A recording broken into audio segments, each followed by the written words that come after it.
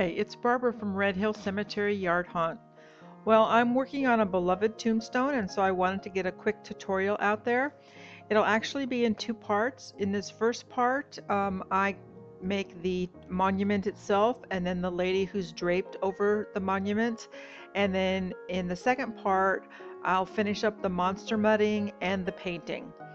So I wanted to first give a nod to Tara from Tara's Lair.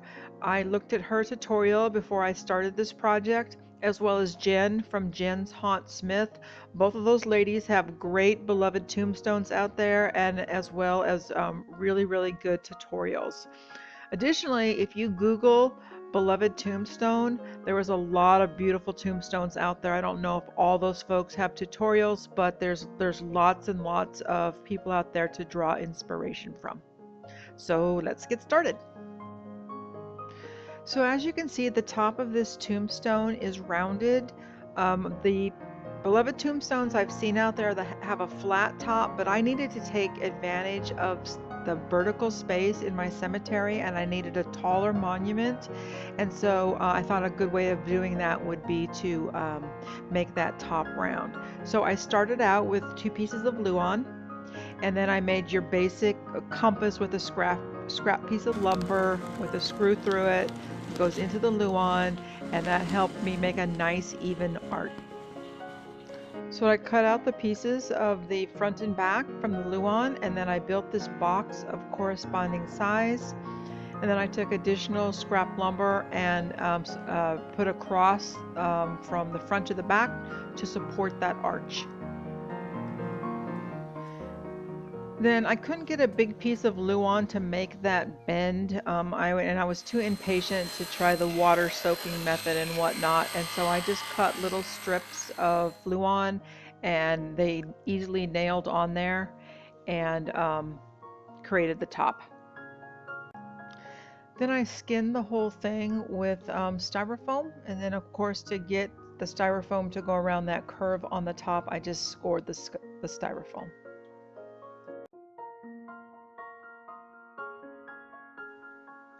So right around this stage, I made the platform that is going to be underneath the entire monument, including the lady and her dress.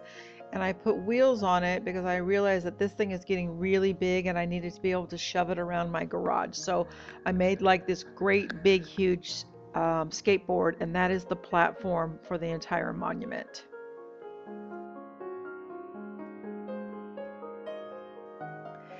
Then I did my engraving on actually separate pieces of foam. I happen to have some pink foam left over from another project.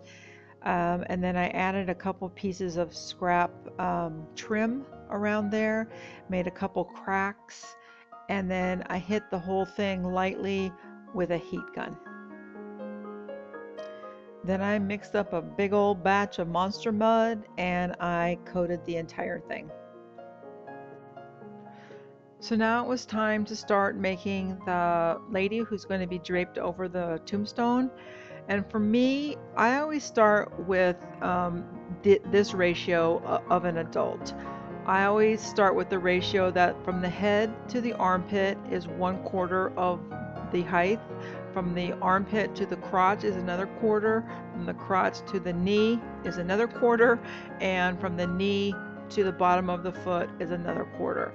So I don't make myself crazy, but if I'm going to start cutting pieces of chicken wire and whatnot, that is at least where a starting point. Of course, if you want a taller person, you make longer legs, etc. Those are the proportions that I use for my sarcophagus, as well as my crying bride, and they work for me. You know, I know there's all different kinds of body shapes and sizes, and different things will work for different people, but that is at least my starting point.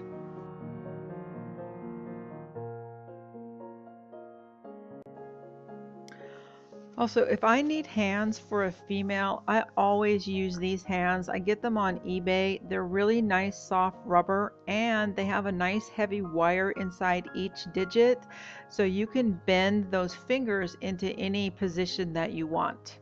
Sorry about that last one. So then I take a hacksaw and I cut off the bottom weird hard plastic thing. I don't know what that thing is for. And then inside there's a like a great stuff type product, and I just remove that. So then for the body, I made two arms, a torso, and a neck, and the out of chicken wire. And the chicken wire should be thick enough so that the wet, heavy, monster mud dripping fabric doesn't just crush the body part. So, like for the torso, I stuffed rags in there so that it wouldn't just deflate like a balloon when that heavy fabric gets on there. So then for the arms, I wrapped and wrapped and wrapped it in a masking tape, and then I put some batting around there, just used some spray adhesive, and then I had a piece of fabric that I used spray adhesive and put around there for like a sleeve, like that's her sleeve of her dress. And then since she's supposed to be a bride, I took a little piece of lace and I put it around her cuff of her sleeve, and then I put a little bit of lace kind of going out on her hand to be fancy. So I'm fortunate. I have a big old box of heads. I found these heads at a yard sale. They were like $2 each, and they are what the cosmetology students use when they're practicing cutting hair. So some of them still have hair, some of them are bald, but so I grabbed one of those heads to use for this project.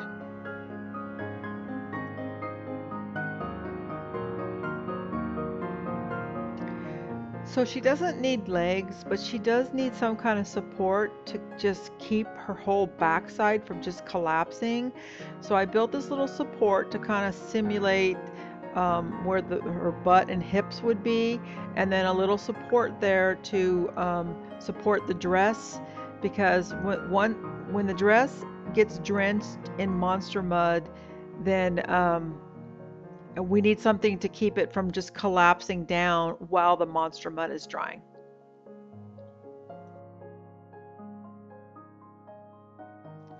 So since she's a bride, I made her a little bouquet of flowers, and I just get the really cheap flowers from the dollar store.